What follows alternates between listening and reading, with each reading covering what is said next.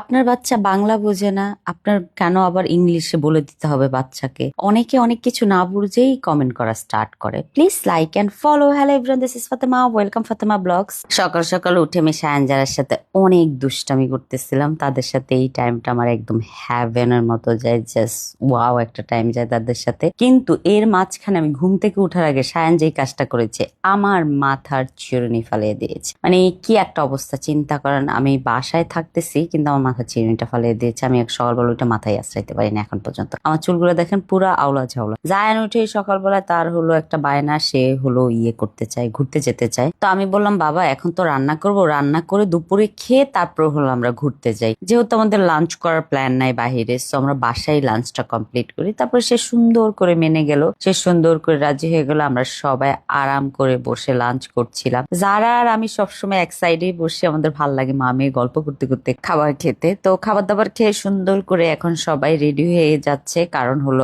আমরা সবাই যাব হলো জায়ানের পছন্দের ইউনিমার্টে।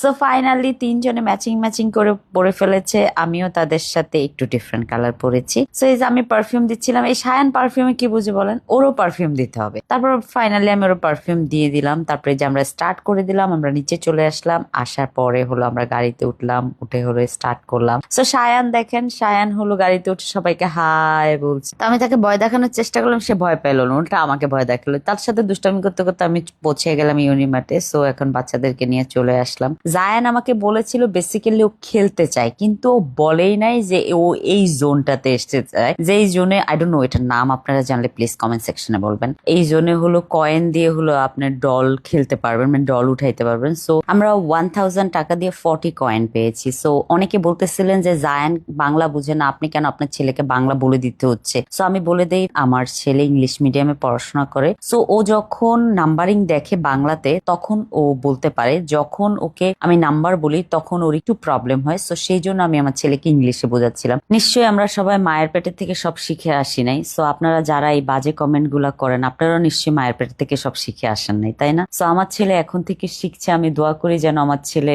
ভালো করে শিখুক, মানুষের মতো মানুষ হোক। আমার ছেলে, আমি সব সময় চাই যে সে ভালো কিছু করুক। আচ্ছা যাই হোক, আমরা এটার দিকে কনসেন্ট্রেশন দেই। জায়ানের পছন্দের আই থিঙ্ক এটা না ভাগি Wague, yes. So Zayan try করেছে, পারে না, আমি ট্রাই করেছি, পেরেছি। আমি তো খুবই এক্সাইটেড, মানে আমার ছেলের কাছে আমি পেরেছি এটা ভাবতে আমার অনেক বেশি ভালো লাগতেছে। তারপরে জায়ান আরেকটা ঢল নিল। আমরা টোটাল 6টা ডল পেয়েছি, 6টা। এখানে আবার একটা অপশন আছে, আপনি 2টা ডল দিয়ে তারপর হলো যে কোনো খেলনা নিতে পারবেন। ওদের জোন সাজানো আছে, 2টা 4টা 5টা এরকম দিয়ে দেয়। সো জায়ান 2টা দিয়ে জায়ানের পছন্দের একটা কিছু নিল, তারপরে জারার পছন্দের নিল। টোটাল 6টা পেয়েছে। আমি ভাবছি সায়ানের জন্য নিব, এখন জায়ান আর দেয় নাই। সায়ানের জারার কালে ঠিকই দিয়েছে, বোনের জন্য 2টা ডল দিয়ে দিয়েছে, কিন্তু সায়ানের কালে দেয় নাই। এখন আমার সায়ান বাবুটাকে আমি কিচ্ছু কিনে দিতে পারি নাই। তারপর হলো সায়ান কি করলো, জায়ানেরটা জোর করে নিয়ে নিল খেলনা। এখন তো জায়ান অনেক বেশি রাগ করেছে। আমি বললাম প্লিজ বাবা রাগ করো না, বাসায় যে আমি সায়ানকে বুঝিয়ে টুঝিয়ে দিয়ে দিব তোমার খেলনা তোমাকে। তো সব মিলে আজকে দিনটা খুবই ভালো গিয়েছে। Thank you so much for watching my video. Bye bye, আল্লাহ হাফেজ।